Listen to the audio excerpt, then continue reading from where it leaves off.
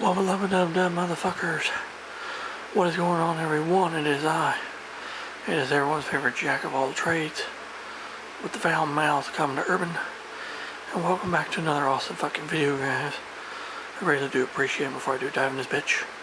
Big special shout out to all you guys, my viewers, my subscribers, for sticking around watching all this shit. It's the reason why I fucking do it for all you guys who Anyway, this is December the 7th of 2025.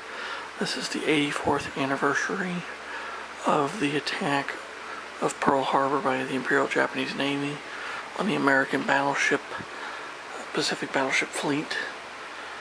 And in this video, I'm going to be doing a revisit of a kit that I built a couple of years ago. And also a big special shout out to my buddy Jerry Bourget. He's actually building this same kit right now. He's doing an 84th anniversary tribute build for Pearl Harbor, and he's building the same kit, and he's lighting in all the whole fucking 9 yards. So Jerry, I hope you're watching, buddy, because you might learn a thing or two about this kit and some of the problems with the bitch. So anyway, as you can see behind me, there's my 1/200 scale Arizona, which is a fucking masterpiece kit on its own. But the kit right here in front of us is the Revell 426 scale model of the USS Arizona. And we're going to look at the box first. We'll look at the box, we'll look at the instructions, and I'll look at the model and tell you about the pros and cons about the model. So anyway, first thing that catches your attention, it says Revell in the corner, is the fact of this destructive scene of the attack on Pearl Harbor. And of course it says Memorial to the Tragedy of Pearl Harbor, Pacific Fleet Battleship. And there's all the information regarding it here. It's actually not a bad looking illustration of the ship herself. But you flip the box, there's a few pictures of her, which honestly, there's actually a few things that are not right with this kit, and I do explain that in the build series, and I'll re-explain it later. But she's 17 inches long, she's 133 pieces, she's molded in light gray and has water slide decals. And here's a little bit of information regarding the ship. If you want to read it, you can. But the features include 12 elevating 14-inch cannons and 4 rotating turrets, full light armament including 5-inch and 1.1-inch AA guns and 10.5-inch turret cannons. The 1.1-inch guns actually were never installed in the ship, and I'll explain that here in a little bit. Finally, engraved planking and plate details, complete deck fittings including the searchlights, motor launches, and whale boats, rangefinders, ladders, cranes, and tripod masts with observation nest, 2 catapults with the Vong O2U biplanes. They were used up until mid-1941. Decals for ship and float planes, full color flag sheet, display stands, and detailed superstructure. And here is the paint guide called out for painting the ship if you use the Revell's paints. And of course there is the model again. And of course it has all this other wacky wonky woo crap on there.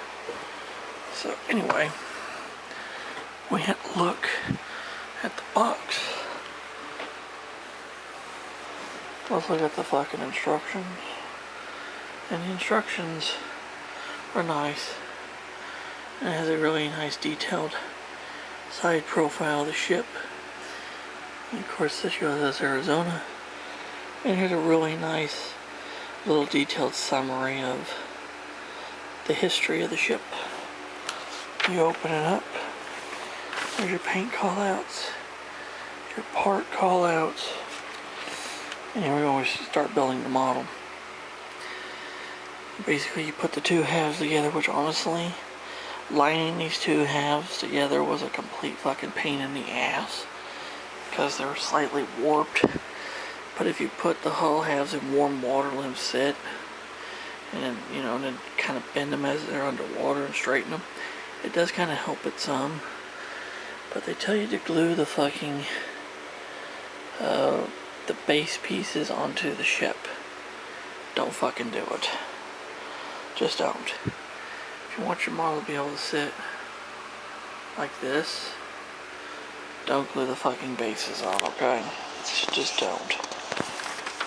Anyway, one thing that really kind of irked me about this thing, because this kit's older than fuck, is the way you have to put the turrets on. If you want the turrets to be able to turn and elevate and shit, you have to paint and detail the motherfuckers first. And then you have to paint and detail your fucking deck pieces. There's 3 pieces you have to detail and shit first. You have to, the upper portion of the superstructure, which is here. The forward deck piece goes from there to there. And finally your aft deck piece, right? From here to here. And my turrets, they do turn. That was one thing I didn't want to do. I wanted them to turn and the guns to elevate. So that is an absolute pain in the ass. I hate how they have you install that shit. But something I will tell you though, up front here in these 2 gun tubs here, they tell you to put these guns, they're numbers 11. And back here in these 2 gun tubs here, they also tell you those same guns. Those are the 1.1 inch anti-aircraft guns. Here they are. I did not fucking use them. And the reason why I did not use them is because they never were fucking installed. This is the way the ship would have looked. The gun tubs were fucking empty. And the reason why is because this was during the refit of early 1941. Now those guns would have been fitted onto the ship later during 1942, as well as a radar system on top of the forward right there. Supposed to have been a radar antenna fitted right there. That would have also been fitted in 1942 as well, had the ship fucking survived. But this is one thing I didn't like though. I thought this was such a bullshit idea. You had to paint and detail your decks first. Then you had to fucking paint and detail your guns and shit. Your big guns. Just to be able to get them installed into the hull. Stupid shit. And of course your planes on the catapult. Or the one plane in the catapult, which there's 2. So that's one thing I fucking did hate about the kit was this. Because you got these little plugs that go up underneath the turret, so.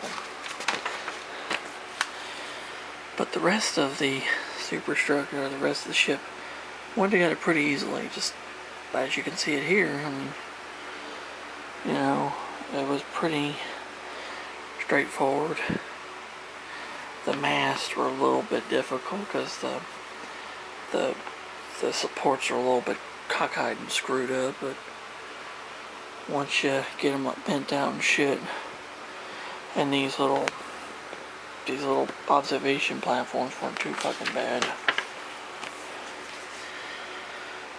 Boats were pretty fucking simple. Like I said, the boats, they were pretty simple. Cranes and vents and all that shit were pretty simple. And then finally you just got the rest of the assembly of your flag bridge, your funnel, your mast, your aftermast, your cranes, and all your other key components, kind of waterline decals, your name decals and such. And then finally your optional rigging.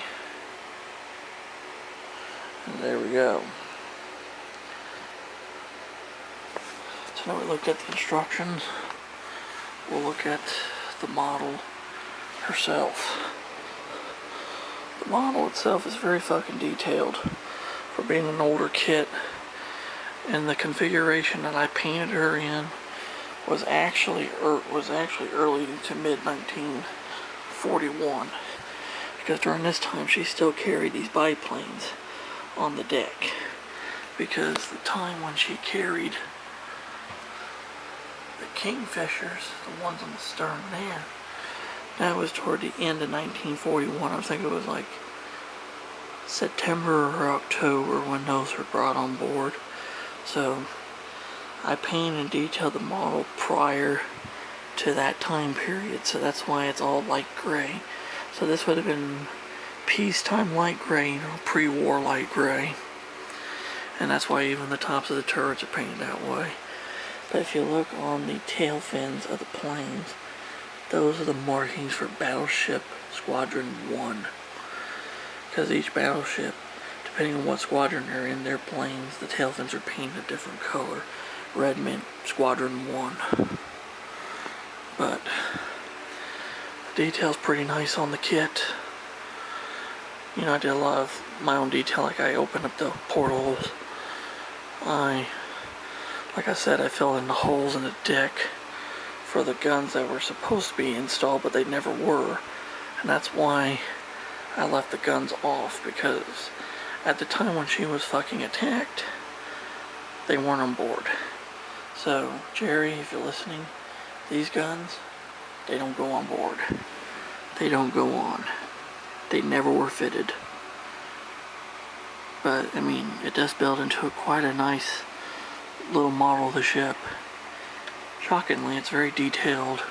It's a nice little kit. It's not crap. I mean, there were some things that were bad with it. Like I said, the two halves of the hull didn't want to fit together right. And also, you have to paint detail the damn deck pieces and the fucking turrets and shit before you can put them into the ship, which was such a fucking pain in the ass. But overall, Revell's classic kit of the Arizona, it's a nice representation of Arizona before Pearl Harbor.